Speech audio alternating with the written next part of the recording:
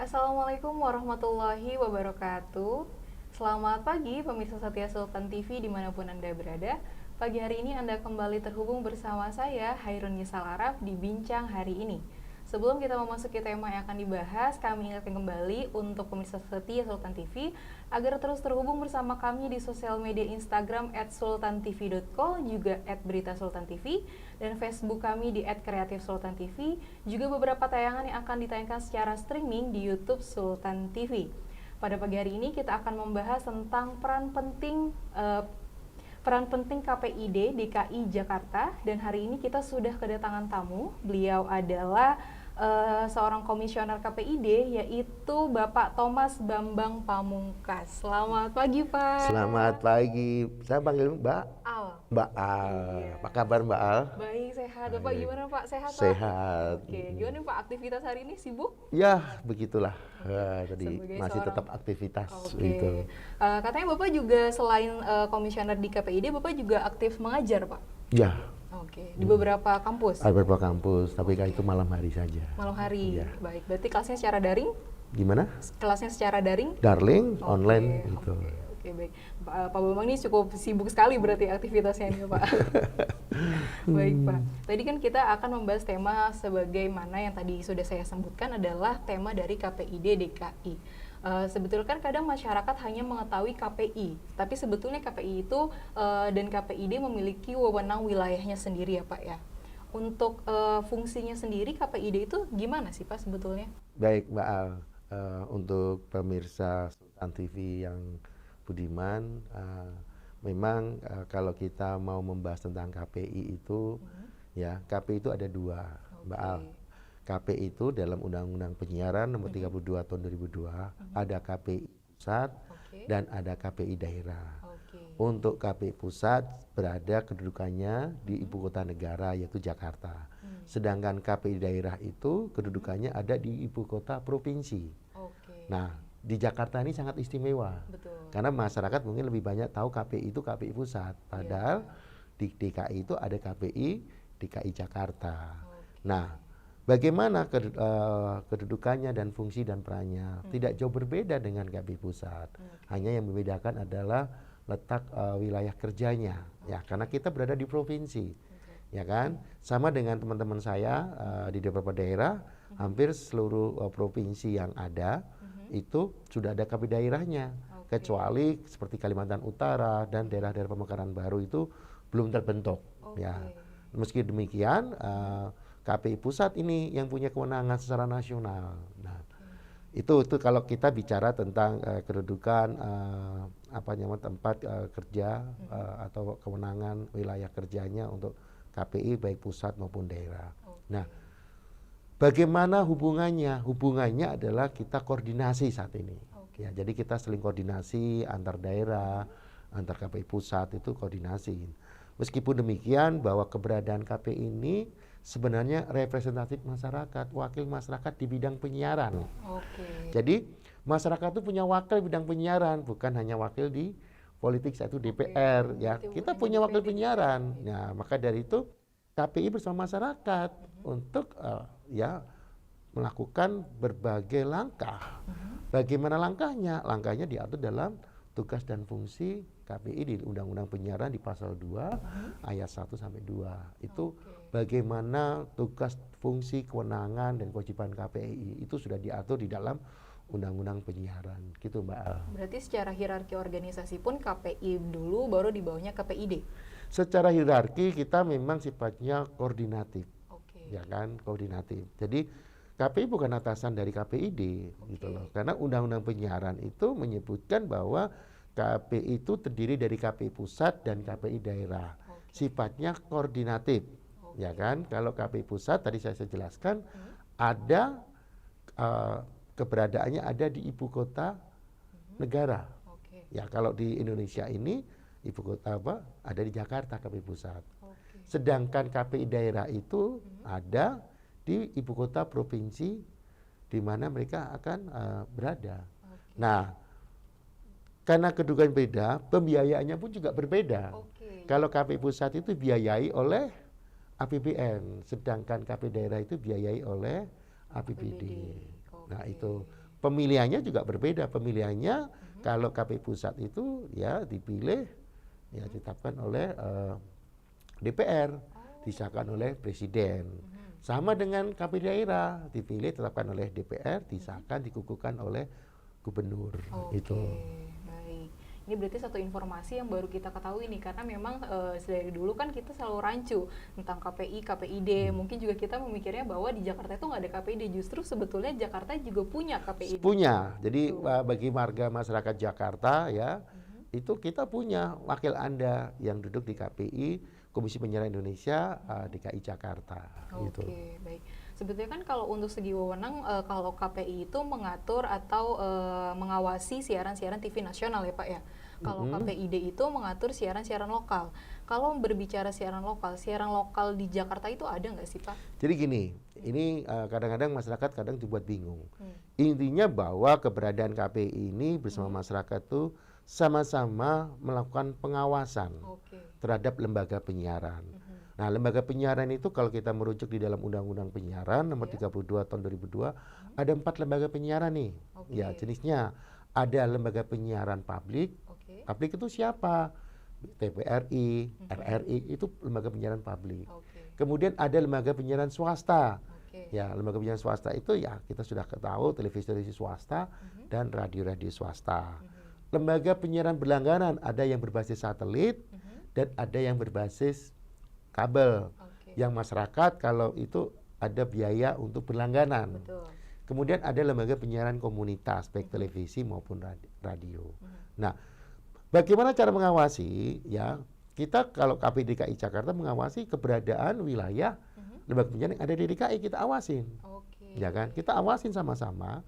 Masyarakat juga boleh mengawasi, bahkan kita juga minta partisipasi masyarakat mengawasi. Karena kita meskipun kita wakil dari masyarakat, kita juga melibatkan masyarakat. Makanya KPI itu tugasnya pada saat tayang. Ya kan?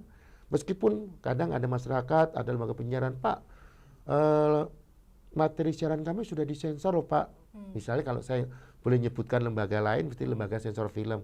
Sudah ada di sensor film Pak. Tugas LSF, lembaga sensor sudah benar. Semua tayangan non-jurnalistik wajib dilakukan sensor sesuai dengan amanat undang-undang.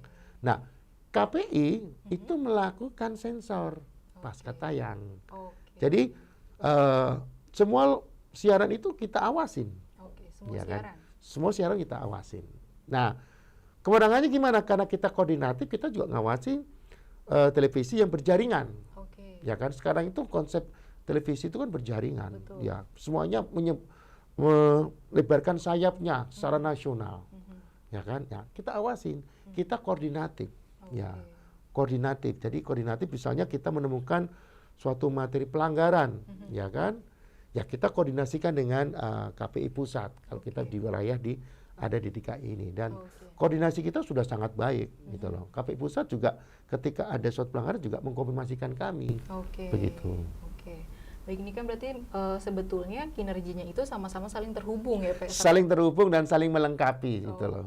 Karena kita kan koordinatif bukan secara hierarki, jadi koordinatif artinya saling kerjasama untuk apapun, karena bidangnya juga ada sama, ada bidang pengawasan isi siaran, ada bidang pengolahan struktur sistem penyiaran, ada kelembagaan sama gitu loh. Kita melangkah seiring gitu loh. Berbicara tadi Bapak sempat nyentil masalah sensor. Ini kan sebetulnya menjadi pembahasan yang cukup seru ya di Indonesia, terlebih banyak sekali penonton sekarang ini mengomentari kenapa sih KPI itu dikit-dikit nyensor gitu. Bahkan kadang ada beberapa tayangan kartun katanya disensor. Ini kan sebetulnya menjadi hal yang berbeda ya Pak. Bukan menjadi tugas pokoknya dari KPI, justru ada lembaga sendiri yang sebetulnya sudah menyensor tayangan itu, dan akhirnya KPI itu hanya mengawasi, begitu Pak? Ya. Jadi gini, masyarakat juga harus paham, terutama untuk pemirsa televisi Sultan TV ini, bahwa tugas KPI itu bukan mensensor. Sensor itu sudah ada lembaga lain.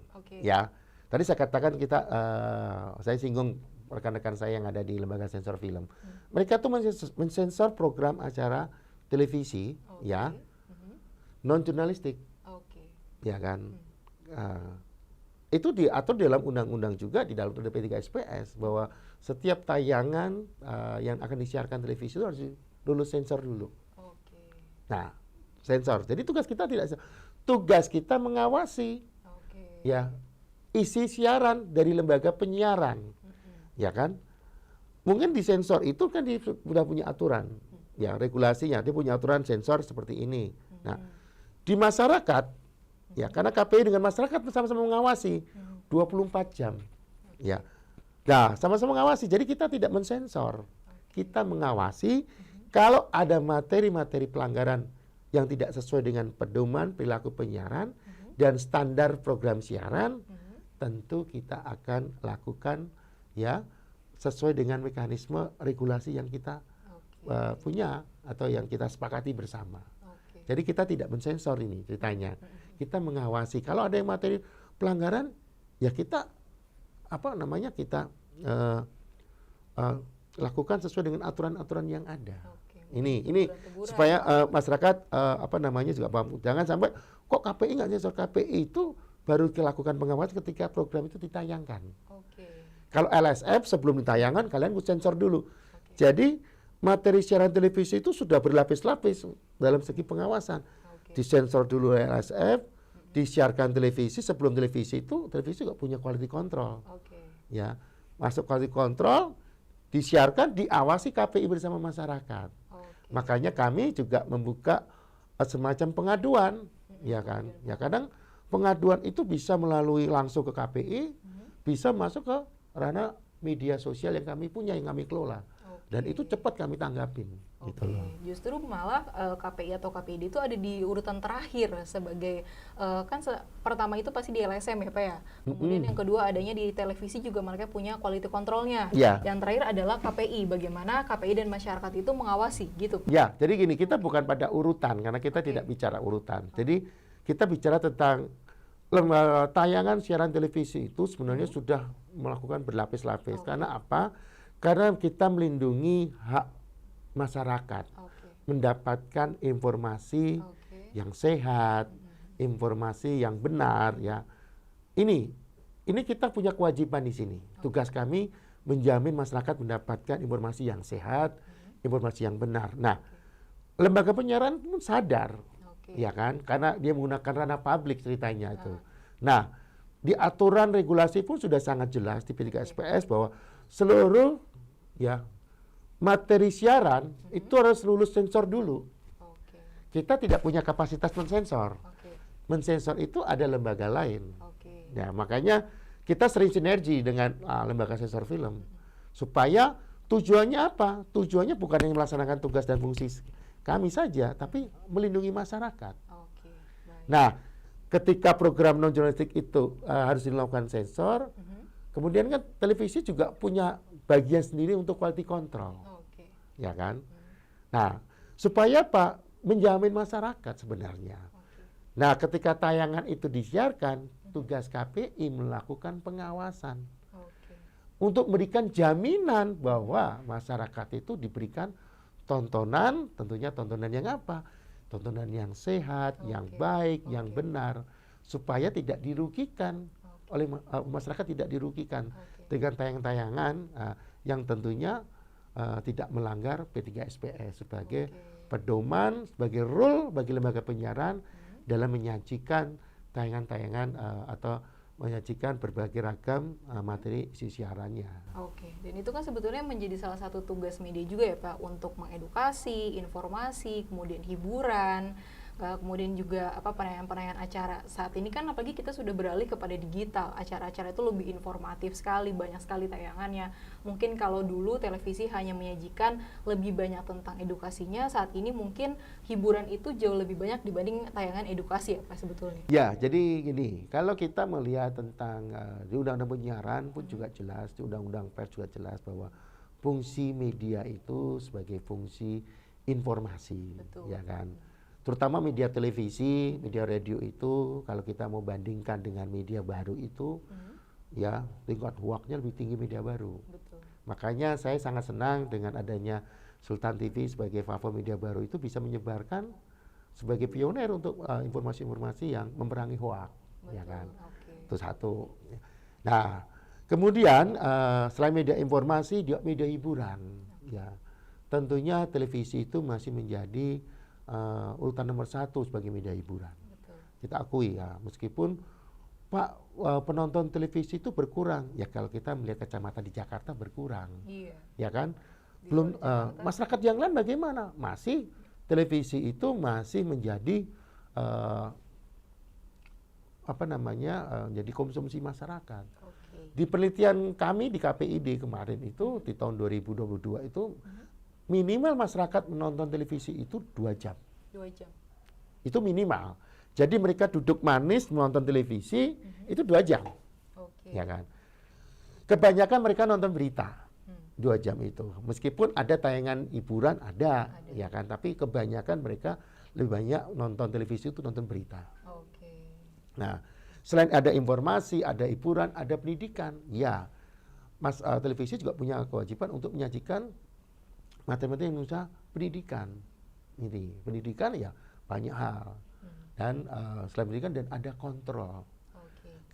Kita sadari di alam negara demokrasi ini media itu menjadi pilar kelima dalam demokrasi, melakukan kontrol bagi penguasa. Oke. Nah, itu yang tempatkan, dan itu yang selalu kita gaungkan bahwa televisi harus menjalankan fungsinya berdasarkan undang-undang, baik undang-undang penyiaran, dan kalau undang-undang pers sudah jelas ya. Undang-undang penyiaran itu ada yang menjalankan fungsi-fungsinya. Begitu, Mbak. Oke, baik. Kita tahan sebentar ya Pak sebelum kita lanjutkan lagi Baik. pembahasannya. Baik, sebelum lanjut kita akan break sebentar. Setelah itu kita akan kembali lagi setelah pariwara berikut ini. Tetap bersama kami di Bincang Hari Ini Sultan TV.